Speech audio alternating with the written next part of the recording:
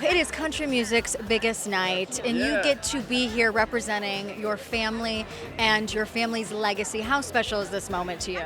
Oh, it's wondrous. I was there when my father was inducted into the Country Music Hall of Fame in the 1980s. It was when it was still a surprise, right? I think he sort of knew, but it was so exciting. And this year, it seems like it comes back around full circle, no pun intended, my mother coming into the Hall of Fame. At this point, I have a grandmother, a great uncle, a great aunt, and a mother and the father in the Hall of Fame. So not too shabby. Yeah, it's a blessing, and they're due. They really are. They touched a lot of people in a lot of good ways. So I'm blessed to be here tonight representing them. I was going to say, you said they're due.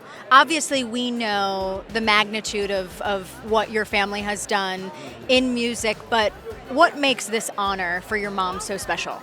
She sort of played second fiddle to my father for years, She supported him on stage.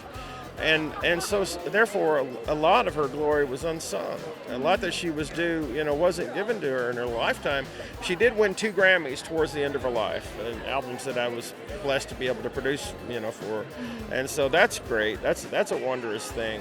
But this is something that I've hoped would happen for years and years because she deserves that accolade. She really does, If you go to somewhere else in the world and you ask 5 female country music singers, she's going to be one of them to some random person on the street. So what have you made of all of the projects that have been made, the films, the TV series, all about your family over the years?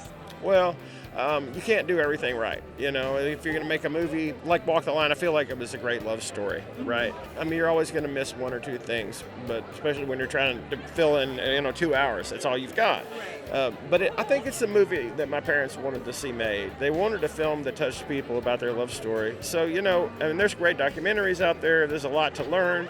My father had 2 autobiographies, so if you want to know the truth about my dad, that's the best place to look is from his own words.